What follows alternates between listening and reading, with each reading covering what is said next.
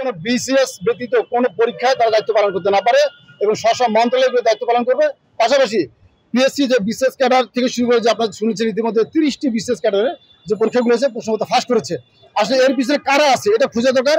পাশাপাশি আর কি যেটা বলতে চাই, শুধুমাত্র পিএসসির যে চেয়ারম্যান এই নিয়োগের ক্ষেত্রে শুধু পিএসসি একা নয়, এর সঙ্গে আরও যে গুরুত্বপূর্ণ আইন সংস্থা রয়েছে, আপনি বলতে পারেন যে পুলিশ বাহিনী রয়েছে, সিআইডি রয়েছে, আপনি র্যাব রয়েছে, এদের প্রত্যেকটা মন্ত্রণালয় থেকে আইন শৃঙ্খলা রক্ষা যারা আছে তাদের থেকে প্রতিনিধি নিয়ে একটি কি জবাবদিহিতামূলক একটি কমিটি করা উচিত।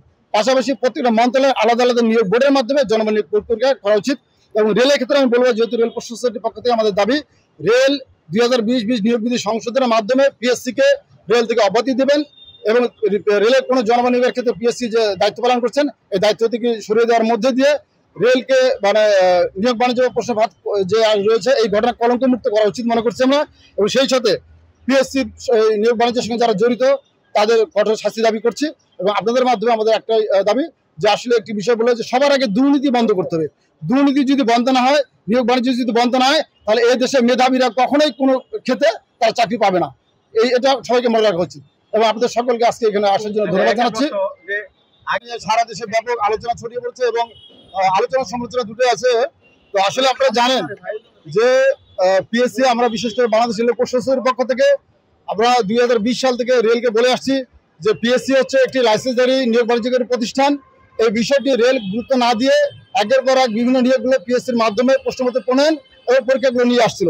কিন্তু আমাদের বক্তব্য ছিল যে আসলে আপনারা জানেন যে পিএসসি যে আমি বারবার বলছি পিএসসি যে ফেসটা এটা বলা যাবে না, কারণ তারা তো মানুষ প্রত্যেকটা মানুষের মধ্যে অনিয়ম এবং নিয়মের মধ্যে থাকবে তারা। এবং সাম্প্রতিক যে ঘটনাটা আপনারা জানেন, 10ম গ্রেডের 516টি উপপ্রকৌশলী পদে নিয়োগ পরীক্ষা যেটা অনুষ্ঠিত হয়েছে, এই পরীক্ষার আগে থেকে আমরা বলে আসছিলাম যে এই পরীক্ষাটা যে হচ্ছে পিএসসি তাদের কিছু প্রতিনিধি আছে, সারা বাংলাদেশে তাদের কিছু প্রতিনিধি থাকে। একটি সার্কুলার যখন হওয়া মাত্র যাদের প্রতিনিধি বাংলাদেশে যারা ছড়িয়ে ছিটে আছে এরা তাদের সিন্ডিকেট দ্বারা ক্যান্ডিডেট সংগ্রহ করে তাদেরকে পরীক্ষার আগের দিন, কাউকে 2 দিন আগে, কাউকে 3 দিন আগে ঢাকা শহরে নিয়ে এসে বিভিন্ন আবাসিক হলে বিভিন্ন বাড়িতে তারা রাইখা কি করে সেই প্রশ্নপত্রগুলো পড়ানোর মধ্যে দিয়ে তারা সে হলে নিয়ে যায় এবং তার পরীক্ষা দেয়। এইভাবেই তারা প্রশ্নপত্র ফাঁসগুলো দীর্ঘদিন ধরে করে আসছে। কিন্তু আসলে যেহেতু একটি বিষয় সামনে চলে আসছে, যার কারণে মিডিয়া বিষয়টা নিয়ে ব্যাপক হয়েছে এবং আলোচনা চলছে। এবং আপনারা জানেন যে পিএসসি যে ক্যাডার এবং নন ক্যাডার, আগে ছিল পিএসসি শুধুমাত্র ক্যাডার নিয়োগের ক্ষেত্রে দায়িত্ব ছিল। এখন সারা বাংলাদেশে যতগুলো মন্ত্রণালয় রয়েছে এবং অধিদপ্তর পরিদপ্তর রয়েছে, সমস্ত দপ্তরের ক্যাডার নন ক্যাডার সবগুলো পরীক্ষা পিএসসি নিতে যাচ্ছে। তো আসলে এরা নিয়োগ বাণিজ্য করতে করতে এদের নজরটা এখন ঠিক ছোট দিকে চলে গেছে। আগে বাংলাদেশ রেলের কথাই বলি, আপনারা জানেন রেলে একটা সময় ছিল নিয়োগ বিধি যে ছিল সেখানে রেল তাদের নিজস্ব জনবল যারা ছিল নন ক্যাডার, বিশেষ করে 14 থেকে 20 গ্রেডের যে জনবলগুলো ছিল, রেল তাদের নিজস্ব নিয়োগ বোর্ড ছিল। সেই নিয়োগ বোর্ডের মাধ্যমে কমিটি গঠন করে তারা জনবল নিয়োগ করতো এবং তারা প্রশ্নপত্র নিজেরাই তৈরি করতো। এবং রেলের ক্ষেত্রে কিন্তু আসলে এই ধরনের নজিরবিহীন প্রশ্নপত্র ফাঁসের মানে কোনো ঘটনা আজ পর্যন্ত আমরা দেখিনি।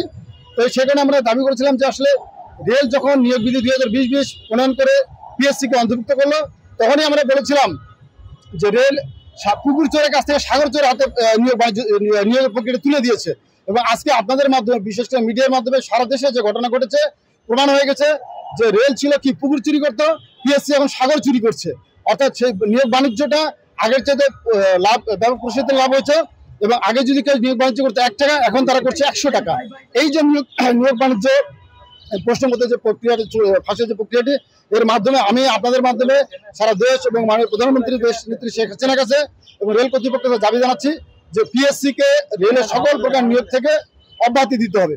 এবং পিএসসি শুধুমাত্র বিশেষ ক্যাডার ব্যতীত যত নন ক্যাডার এবং ক্যাডার নিয়োগ পদে নিয়োগ করা হয়, এখানে যেন পিএসসি তাদের প্রতিনিধি না থাকে এবং প্রশ্নপত্র প্রণয়নের ক্ষেত্রে স্ব মন্ত্রণালয়, স্ব পরিদপ্তর, অধিদপ্তর তারা নিজেরা দায়িত্ব পালন করবে।